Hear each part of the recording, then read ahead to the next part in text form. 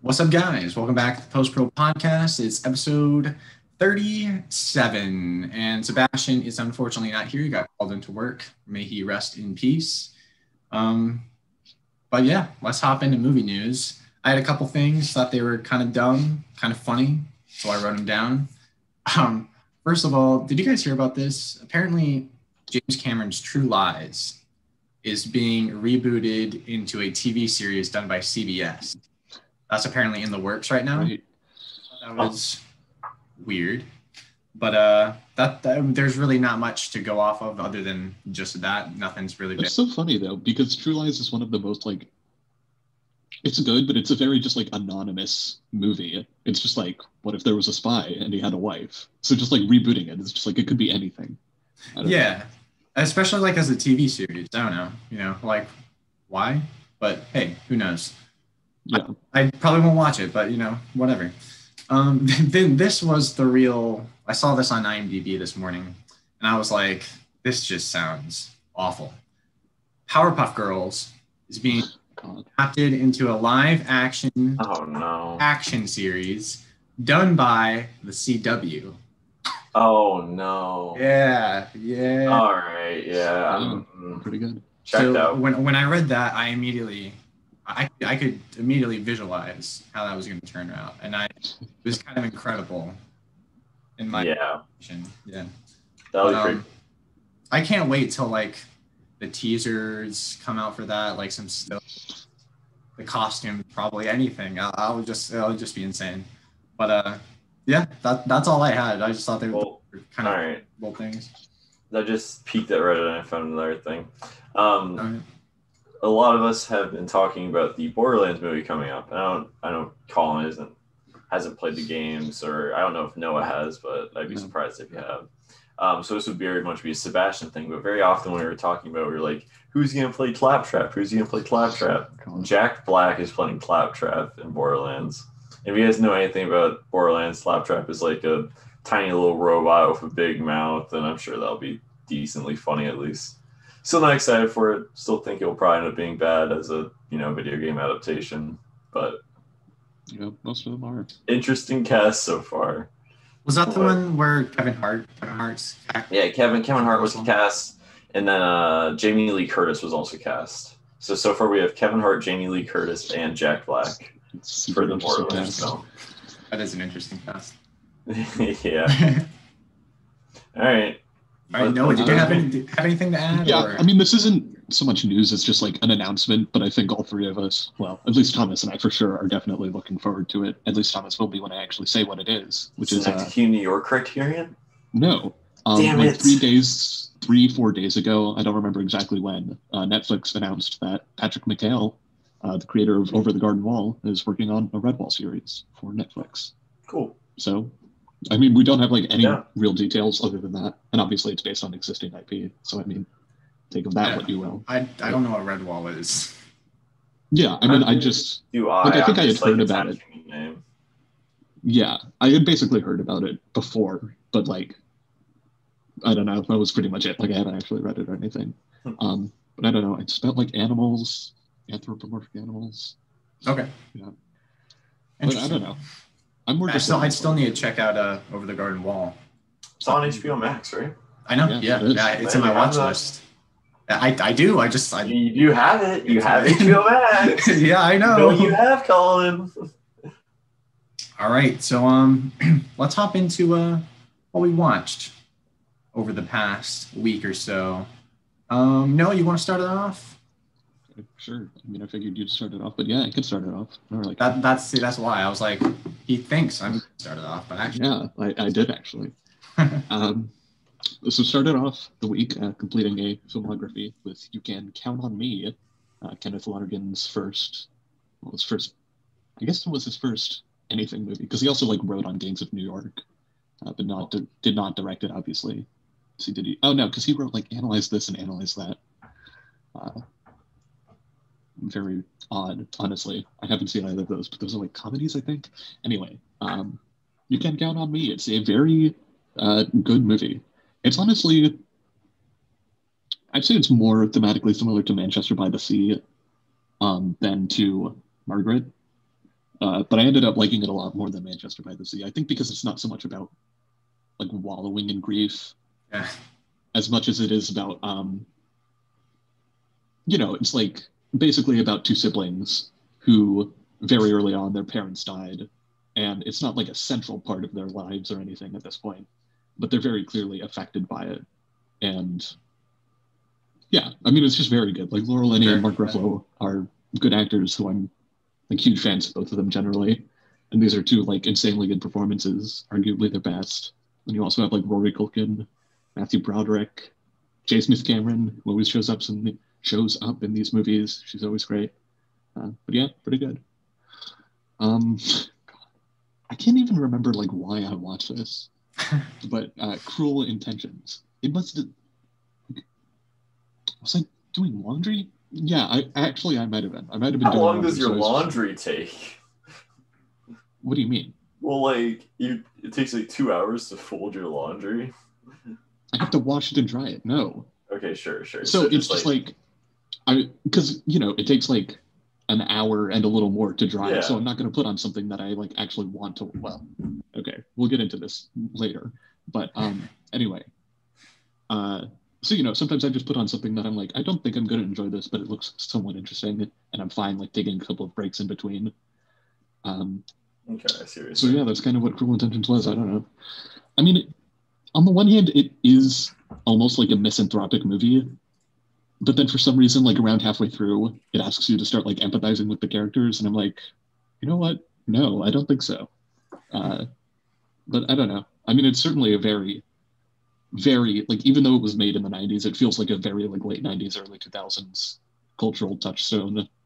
Sure, it just like can't exist in any other time. When you say that, like I remember before the theaters closed, we had this come back for like its 25th anniversary or something like that. Sure. Do you remember that, Thomas? We had it at the theater. It was a event. No, I don't remember it. I remember seeing the poster, and I was like, why are we getting this? Yeah, I mean, like I don't know. I just feel like it's probably one of those things that like people saw like too young and it kind of shaped their sexuality or whatever. But like other than that, like I don't really know what's going on here, man. Get Shorty.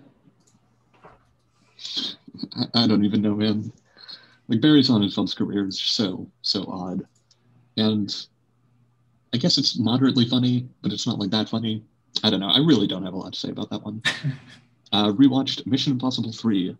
Which honestly, I also don't have a lot to say about. I think it has a lot of Mission Impossible 2 problem, which is just like, aside from the very beginning and the very end, it's pretty bland and, yeah, I mean, I guess just bland. I don't know. But, Philip Seymour Hoffman is great and everything. Yeah. And like, honestly, it is like a really great cold opening, as a lot of these movies have, but, It's a fun one. I like that one. Yeah, I think so too. I just think it's one of the only ones that like at 2 hours long just feels like this could have been shorter. And I think most of the others do not feel like that. Rewatched Beginners, which is just great, honestly. Hey man, it's a great movie. Great soundtrack, great performances. I mean, I've just been thinking about it like pretty much ever since. I've also been listening to the soundtrack pretty much ever since. I mean, this was only like 4 days ago. But anyway, yeah, it's also crazy that Mike Mills has gotten, I guess, like 2 of my favorite performances ever in Annette Bening and Christopher Plummer, in like 2 completely separate movies. But hey, I'm not complaining. Speaking of that, rest in peace. Yeah, speaking of rest in peace. Yeah, I guess that's news that we forgot to talk about.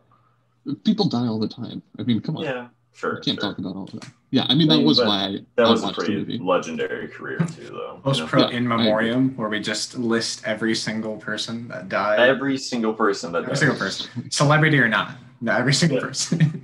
Yeah, that's a great idea. As I was saying, The Buried Secret of M. Night Shyamalan, which is a great movie. I don't know. I mean, like, neither of you have heard of this, right? No, actually, I have. Funny enough, Chris Stuckman just released a video about this movie like a week or 2 ago. Oh, wow. Okay. I was like, I wonder if Noah saw that and decided to watch it. But no. Yeah, I mean, the only reason I watched it was because Blank Check covered it a while back, in relation to a bunch of other like actual M. Night Shyamalan movies directed by him. But anyway, it's a super fascinating thing because so it was produced by the Sci-Fi Channel, despite being a documentary. I mean, I guess maybe they do that. I don't really know.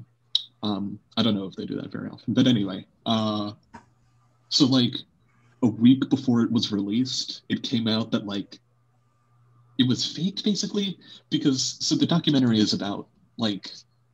Night Shyamalan. He's this crazy successful director, but what if all of his movies are secretly autobiographical and he can see ghosts? I don't know. It's just a very weird thing that it was ever made. And then I was under the impression that it was like a mockumentary of sorts. Well, technically speaking, yes, it is. But I think it was intended to be released as sort of like a Ghostbuster or whatever you call it, Ghost Hunter. Ghost Adventures. Adventures. There are those things. Sort of. No, all of those random things that are documentaries, but most people that watch them don't think that this is literally happening and that they think they're faked or whatever. Right. Well, I guess maybe some people, whatever. Anyway, it's just one of those things that it's yeah, I don't know. It's an enigma. Yeah, it is. But it's also very, very odd that Shyamalan authorized it, but then within the text of the documentary, he's very resistant to giving interviews.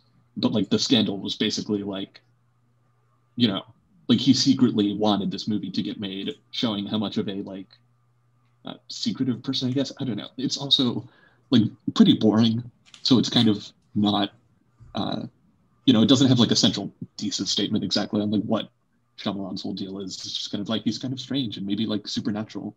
And there's a Ouija board scene where the Ouija board moves without anyone touching it. So when I watched Chris Stuckman's video on it, I thought the most funnily interesting aspect of it was this cult he has of followers where they go on and stuff. Okay. Yeah. Yeah.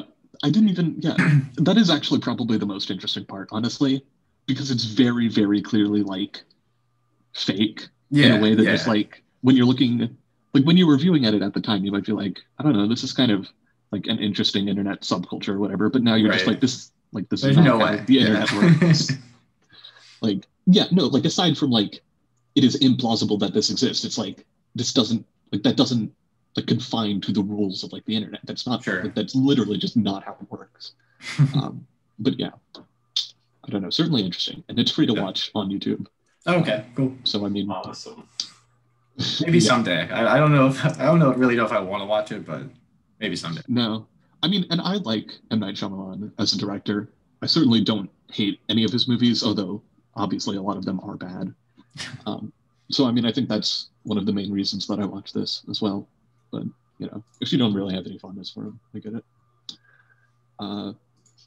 Okay, so interestingly, I decided to watch The Great Mouse Detective, and before I watched it, I was have I seen this before? And after I watched this, I was yes, I definitely have seen this before. Still pretty good, but I guess my main takeaway is kind of just that whole thing that I said, and that it is ultimately a little bit forgettable, especially in comparison to a lot of other Disney movies. I don't know, it's still good, and I definitely like it. It just feels very boilerplate, especially I don't know, 80s Disney is a very odd phase. Yeah, I've never seen it, so. Well, maybe I have and you just forgot about it. Who knows? Maybe, but I haven't seen a lot of Disney films, so. Yeah, I haven't seen Make Melody Mine, Song of the South. I don't know, what are the other most obscure Disney movies? Yeah, I anyway. feel like you haven't seen the more obscure ones. Yeah, I haven't seen the big ones. I just saw Lion King for the first time in 2019. 2 years ago, man. Yeah, I still haven't seen What You Watch Next. Oh. Yeah, I guess. Huh. Interesting. Well, speaking of that, Aladdin. I rewatched Aladdin, which is honestly great. It's sort of somewhat a similar experience. No, I guess it's different. Okay, it's different in that I definitely know that I have watched it, and it's one of those movies that I've seen so many times that it's ingrained on my brain, at least several specific line readings and scenes and whatever. But I don't know, rewatching it, I was oh, this might actually be my favorite Disney movie. And like, I guess I just didn't like think of it that way before, but now I'm like, hey, rewatching it for the first time in probably like 5 or 6 years. Over my and you had a little marathon, didn't you? Yeah, I did have a little marathon watching the rest of the Aladdin movies. The only one of which I had actually seen was The Return of Jafar. All of them are bad, but they're varying degrees of bad. And they're kind of bad for different reasons, honestly. I mean, The Return of Jafar, it just like doesn't feel like a movie. Like, I truly checked, like, it's just like missing a third act entirely, and also honestly kind of a second act. It just feels like entirely first act. Wait, how does that work? Okay, because wow, it's only 70 minutes. Yeah, exactly. I mean, okay, sure. here, let me go to the Wikipedia page so I make Right. sure I'm not missing anything. It's basically like, let's reintroduce all of the characters, like, you know, Aladdin, the monkey, Jasmine, the Sultan, etc. And for some reason, we're going to hinge like the central character arc on Iago, and like none of the other characters have any like arcs whatsoever. Iago's the parent, by the way, because I guess Collin might not know that. Yeah, I didn't. But I don't know, just like I checked it at like a certain point when like Jafar actually like meets the heroes for the first time, and it's like there are 10 minutes left, and I'm, well, you know, not for the first time, but for the first time in the movie. It is the return after all. But yeah, and there are 10 minutes, and I'm like, what? Okay, like, great. Also, does it sort of serve like as like a little bridge to the third movie?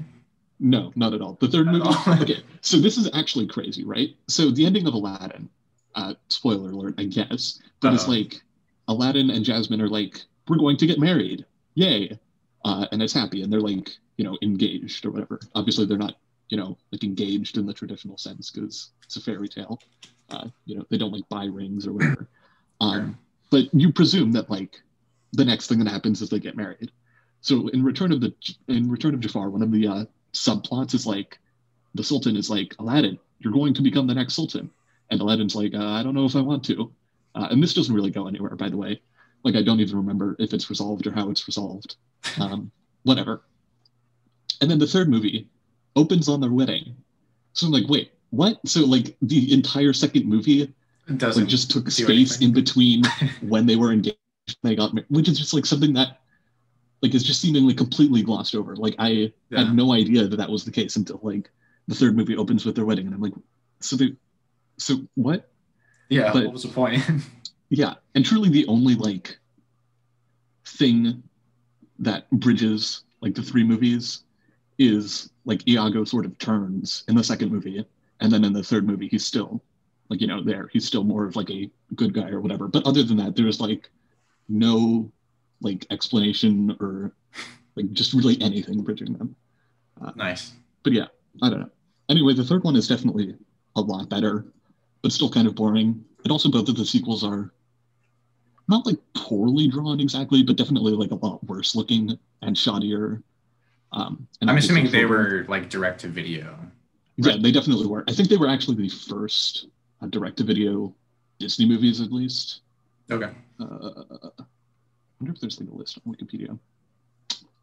Sure there is. I guess not. Oh yeah, no, it was the first Disney direct to video animated film. Yeah. Return of Jafar, and then Gargoyles the movie. Wow. And then the Borderlands movie. I haven't heard of that.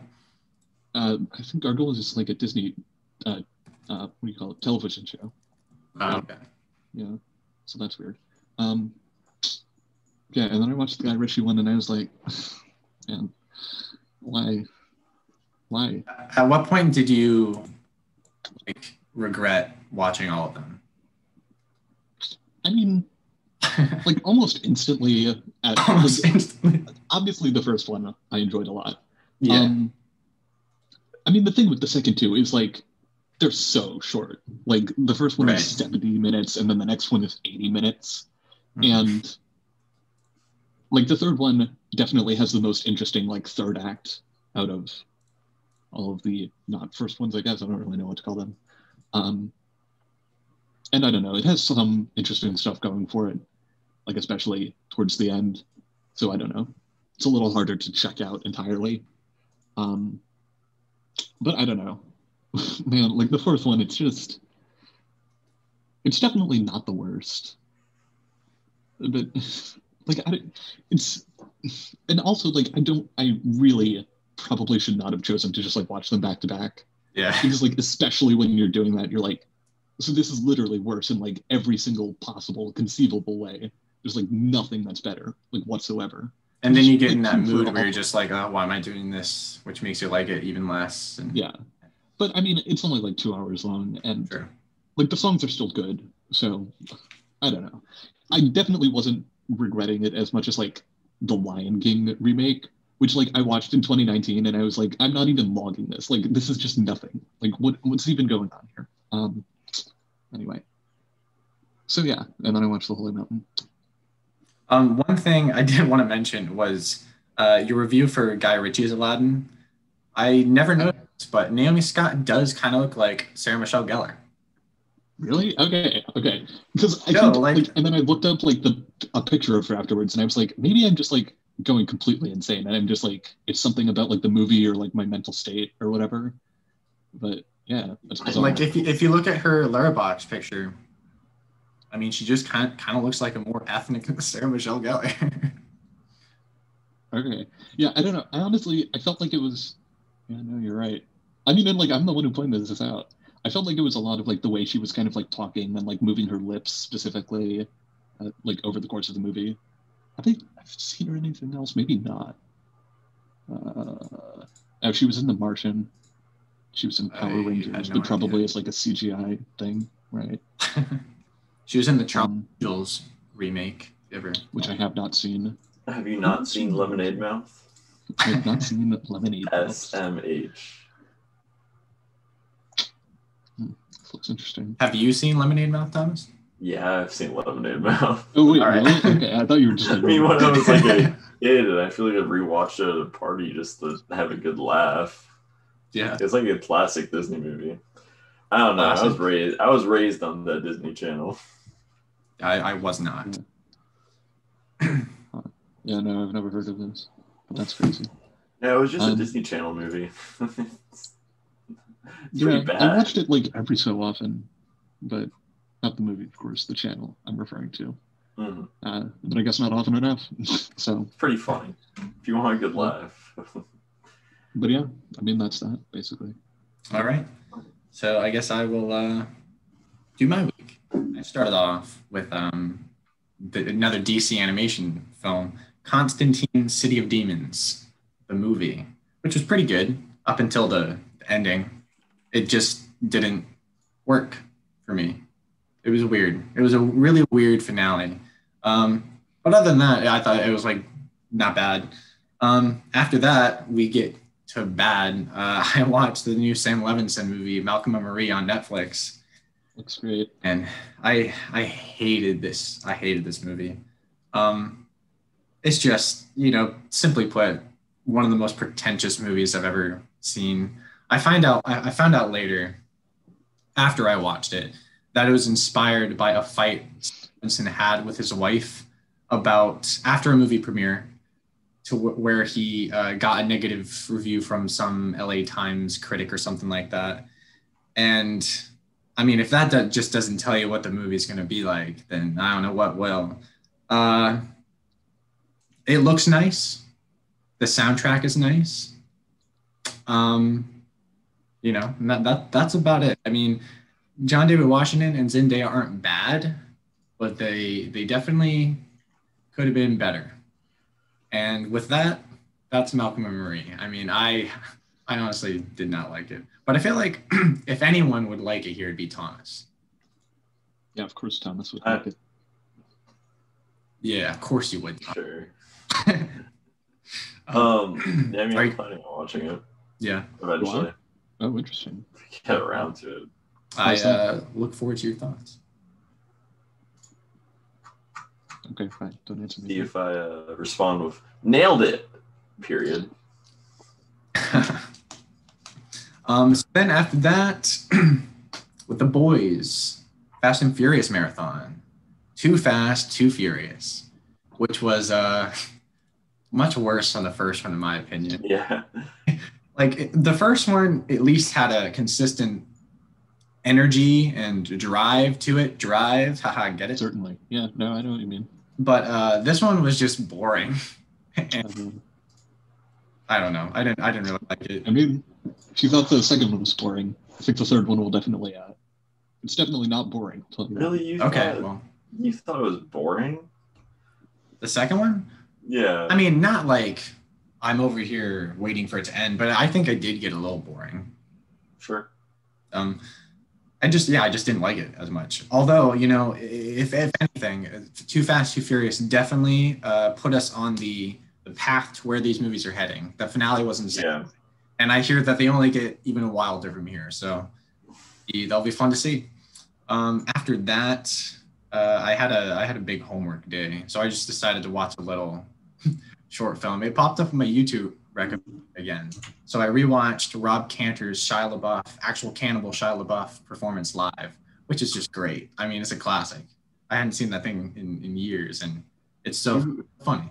So few things have the coveted Collin Base Night 4.5 star+, and one of them is given to Rob Cantor's Shia LaBeouf live. I mean, oh my god, it's 3 minutes of excellent staging. Yeah, I mean it's good, but funny punchlines. Funny. It is pretty funny. Then after that, rewatched North by Northwest for my Hitchcock De Palma class. Personally, my favorite Hitchcock.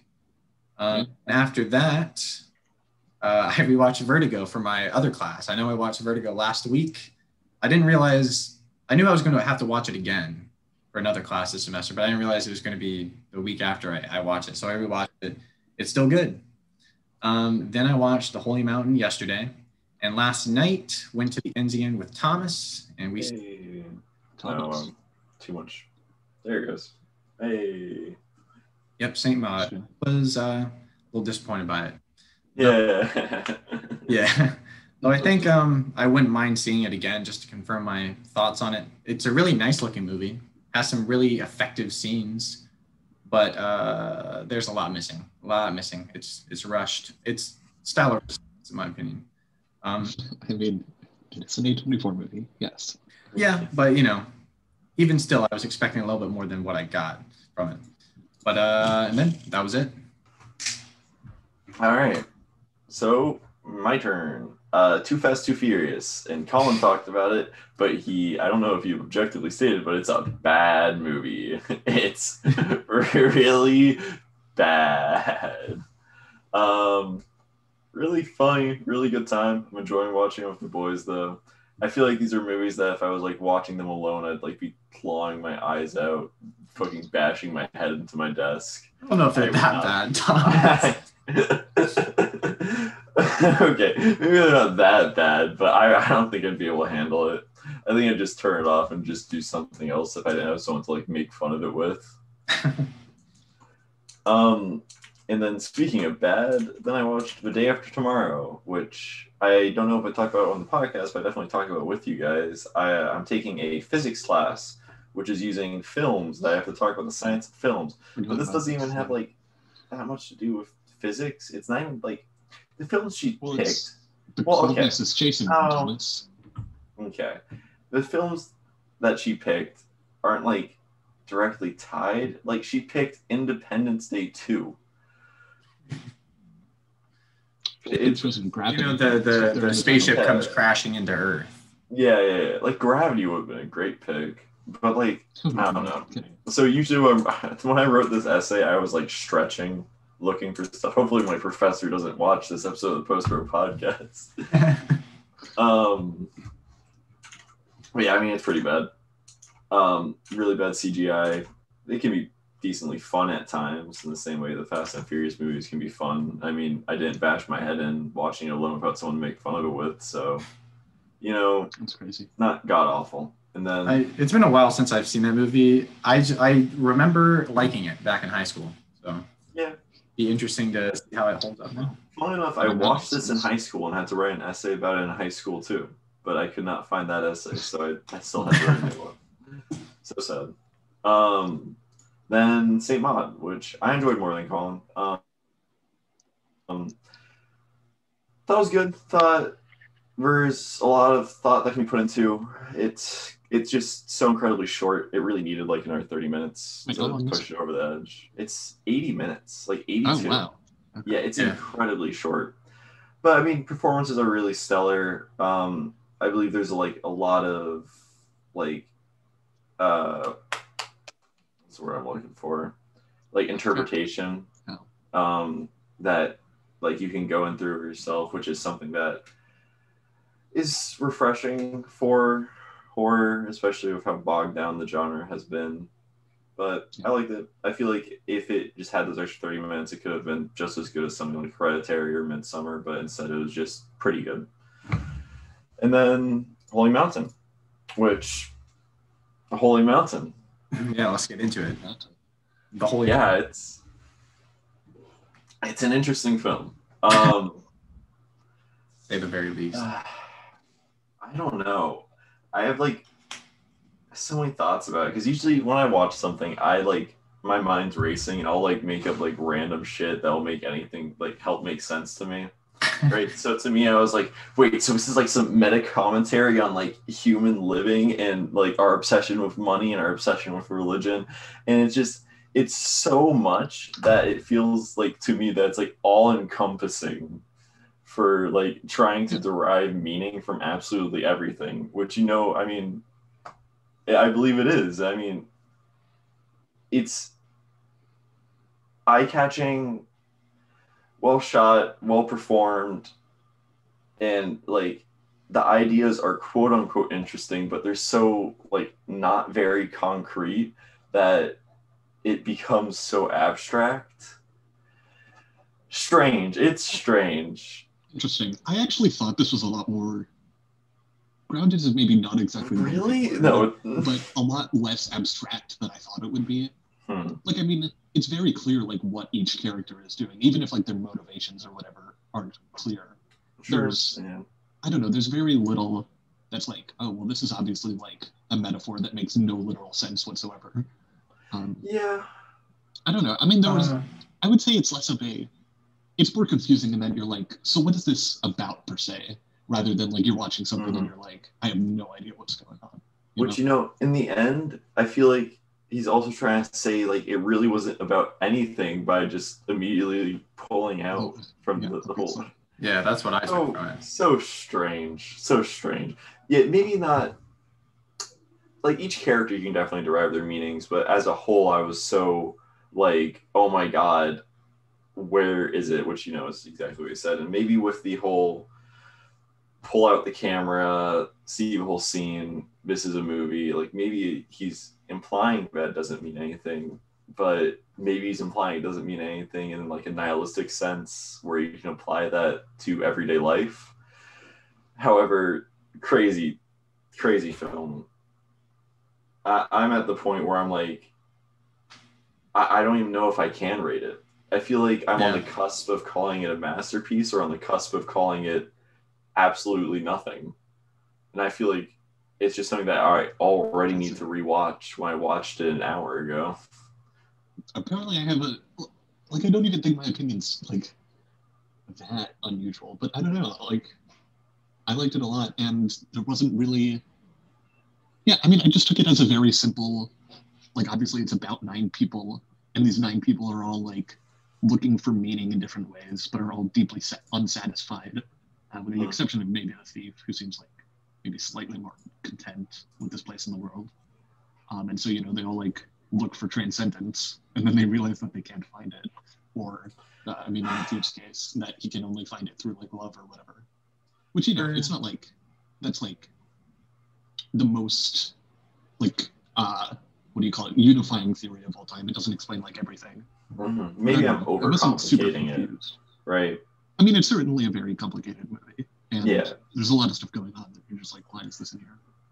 But strange. That's definitely the main descriptor for it. Also, Jodorowsky is one horny man. Holy shit. Yeah. Oh my god. But there's a lot of stuff like castration that wouldn't necessarily qualify as like horny. Like, I don't know. Okay, well, sure, but like fucking like like having to perfectly operate the machine to have the machine climax, or bringing out the giant sculpture of an ice dick and having like 5 women immediately just like fawn over it. Okay, well, yeah, that was a bit much. But the machine, again, I think that's more like what happens when society progresses, when it's focused on like either, like war or sexuality or the innocence of children or whatever. Just kind of playing with a lot of I mean, this film can definitely very much be wrapped up into like society too. Yeah, exactly. But I mean, like, I don't know, just because he depicts like a lot of war and stuff doesn't mean he's like a violent person. Yeah. I don't know. I mean, I guess maybe it does. I guess I guess I didn't say violent. I don't believe violent. I imply it as a joke, but you're just relating it. Yeah. Yes. All right. Yeah, Collin, because I'm sure you despise this. I haven't read your review. I kind of hated this. 3 things right off the bat. Child nudity made me uncomfortable. Yeah. Animal violence made me kind of sad. Yeah. Cow sex. Weird. It was pretty good, honestly. Well, hey, now I know something about you. No. I just felt like this was redundant shock value for the sake of shock value. That really added nothing to anything. Yeah, I honestly get that, and certainly, I mean, like, yeah, the cow sex is definitely like the most, like, the easiest thing to argue. But I don't know. I found this a lot less shocking than I thought it would. I think it's more interested in like achieving striking visuals, just with like, and I mean, you and I obviously disagree on this, but just more interested in achieving striking visuals, whether that's through like, set design or through just like showing things that aren't seen on film very often. But I don't know. I don't think it really ever like crosses a line for me. So, I don't know if like I don't know like where the line is for me, but seeing cow sex and seeing naked children around, or like actual dogs fighting and stuff, I didn't like that stuff. Yeah. And it just, because of like, the other thing was like Jodorowsky plays the alchemist who brings all these people together and leads them to enlightenment, which I found super pretentious anyway. Yeah, he's essentially the guy doing all that, and then of course like the ending with the zoom back camera, that just made me roll my eyes pretty hard. I don't know. I feel like you guys mentioned, maybe there is something very broad in terms of like society and humanity and stuff like that, but like at some point I didn't care about anything this movie had to say, because it just feels like a nonsense piled on top of nonsense and masquerading as some sort of like self-important meta commentary. I don't know. This just isn't my type of movie at all. It's I mean, not even like interesting in a surrealist way, because it just felt so gratuitous and dumb by the end. Yeah, I definitely felt almost expected something like that, knowing your taste walking into. I mean, every time I like suggest like a Kaufman or anything like this too, I'm like, maybe this is the one. Maybe this is the one. This was definitely worse than any Kaufman, in my opinion. Yeah. And ironically, the one like abstractionist film that you liked a lot, being Holy Motors, I didn't really like.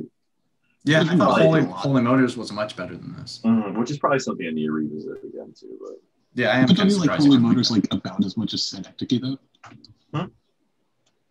Don't you like Holy Motors like about as much as Synecdoche? Yeah. I think those are about like the same. Okay. See? Yeah, I guess my reaction to Synecdoche was just much more because I still believe that it's like, I don't believe it's the greatest film of all time, but it's just easily my favorite film. But then what do you think is greater than it? I mean, it depends on how you're viewing film as a medium. Okay, yeah, you don't have to give like a definitive answer. I'm just wondering. for my personal opinion, I don't know. I guess I haven't really thought about it. Like maybe The Godfather and just how like cinema is as a language, but actually what I was and like something like that. But for me personally, it's Knife the Key. Okay. All right. Cool. Well, we had that conversation. Yeah, there we are. But anyway. Yeah, Holy Mountain. Holy Mountain. Is definitely an interesting film. I will say that like the production design, the set design, and costuming and all that was incredible. Oh yeah. The way this movie looked. Yeah. But you mentioned performances were really good, Thomas. I found the performances really dull and not good at all. Yeah. They're all crying on the stairs. I was like, oh wow, these actors can actually show some emotion. All right, cool. But again, like I think that's more of like an expression of like they're all deeply unsatisfied and they don't really have a lot of like emotion to do anything. Like the first introduction of like a secondary character, the I think the Venus guy, where he like has, you know, like 50 wives and he doesn't seem to show like any affection at all. I found that I guess effective. I don't really know. Yeah, and I mean, I mentioned this in my review, but you can go all day about like how every single aspect, every little detail, every little nonsensical piece means something or one another. But to me, everything ultimately meant nothing because it was just so cram-packed with these visceral images and silly, cutting a tumor on your neck and a blue squid comes out, stuff like that. So. Yeah. I don't know. The woman with the chimpanzee. So you think like that devalues it in terms of like overall meaning? Yeah. Huh? Yeah. Cool. Yeah, because at that point, like there's just so much of it. So like I don't care about literally anything happening. Yeah, I guess so. I mean, again, I think it just comes down to like for me personally, a lot of the stuff works on like a literal level. And also like a lot of the metaphors you're mentioning are like, I don't know, like pretty, like you don't really need to put a lot of thought into. Like when someone's like cutting something out of them, it's like cutting out the impurity. Like I don't really, necessarily need to think about that for a while. Yeah, but I just like, what's the point? What's the point of it? That's what I'm getting at. What's the point of all these things when you have, I don't know, we can just do it more simply. I guess that's what I'm getting at. But it's just too much. It's just too much. Yeah, I can definitely see it being too much. I definitely think there were moments where it like lost me too. Still think I'm leaning towards enjoying it. And I don't think I'm going to skip a rating. So speaking of ratings, if we're about ratings, it was something that I would be the only person who gets to rate. No, I feel like Collin has a rating. This isn't like House. Yeah. Yeah. But all right, I guess I'm starting. I think I'm going to lean towards a 7 out of 10. I still liked it. I still like, the ideas or the amount of commentary going on. Just like Collin said, sometimes it can be too much, but I definitely feel like it wasn't that often enough for me to thoroughly dislike it or anything like that. And yes, a lot of the imagery, like cow fucking, and especially underage nudity, is pretty bad. Yeah. I don't know. Like it wasn't sexual at all. I don't know. Like I really don't get that. Sure. But, I mean, again, I think that's just personal taste. So yeah. Anyway, speaking of personal taste, 9 out of 10. 9? Yeah. 1 out of 10. 1 out of 10. 1 out of 10. But wait, so is it 9 or 8? No. I'm saying 9, but maybe it's closer to an 8 than a 10. Okay. Yeah, for me, Thomas, it's a 1. Colin's second 1 out of 10 for Thomas's pick. This may be the worst film of the Post Row podcast. I mean, that certainly makes sense. The best part of the movie, though, was the frog show at the. Oh yeah, that was pretty cool. The Spanish conquest. And then up until they exploded, I'm sure thousands of dogs died or frogs died. Yeah, like, even then, like I'm worried that those were like it wasn't effects, It wasn't. I'm pretty sure it wasn't. I'm pretty sure they. Yeah, I'm pretty confident that it wasn't. Like I can have benefit of the doubt, but Yeah, this definitely feels like something that would be it only has like 270 half stars too. Which feels crazy because I feel like a lot more people would very much dislike this, but I feel like it's also a lot of people just not watching it and avoiding it. Sure. But again, I think that comes down to me, like, I don't know, man. Like, I guess I haven't seen a lot of, like, fringe or, man, I feel like there's a word for it that I'm forgetting.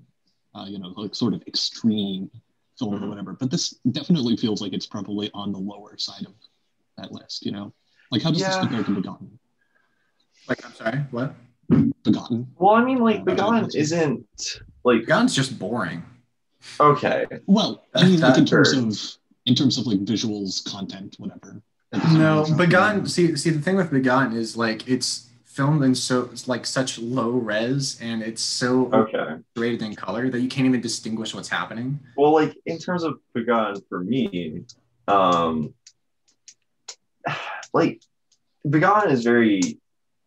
like theoretical in terms, and I feel like it's also very much once you understand like the entry level idea of the plot and like how it's about God killing himself and how God killing himself kind of replenishes the earth. It's much more like that journey isn't very striking in visuals. Like there's definitely those moments where I'm like, oh shit, but like cow fucking is much worse than anything in Begotten. This film is much more graphic than anything. Yeah, that's very true. I mean, the opening scene in Begotten is very like visually striking.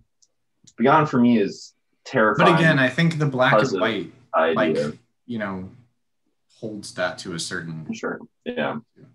Like this movie was never like offensive to me, but it was just like right, exactly. I think that's centrally. Except for maybe like some of the animal stuff, like I can certainly understand people's reservations.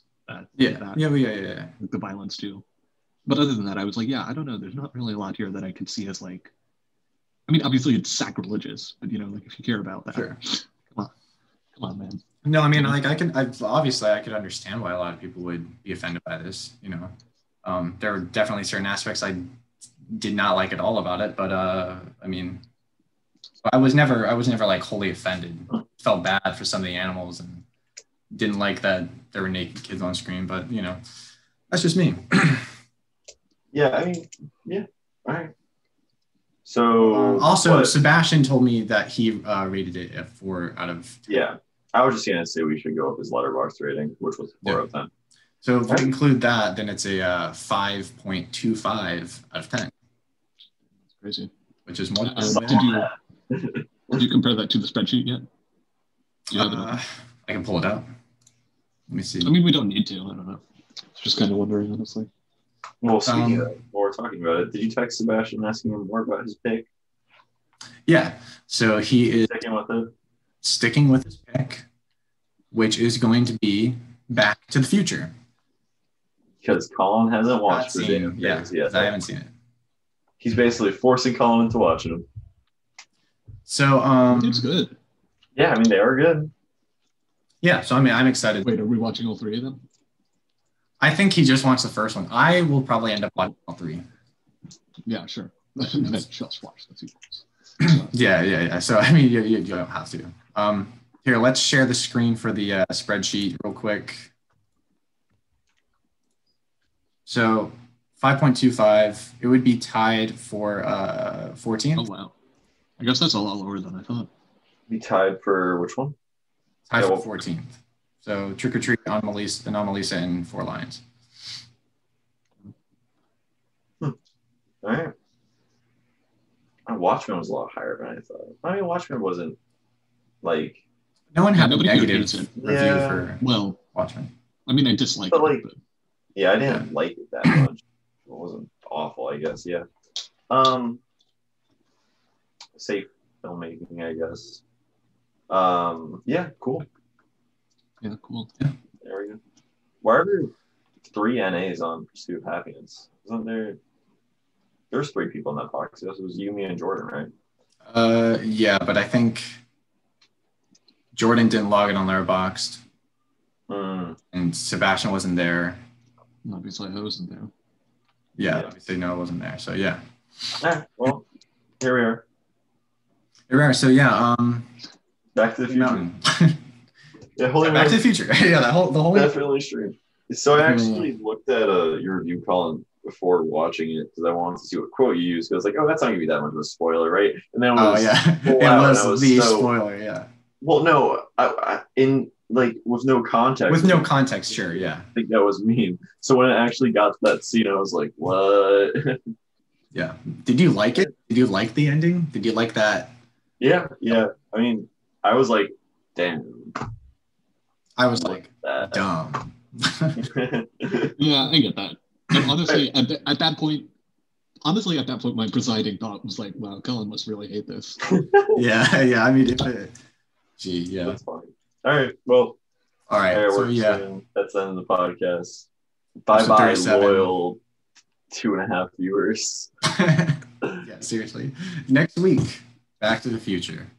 Alrighty. Farewell. So.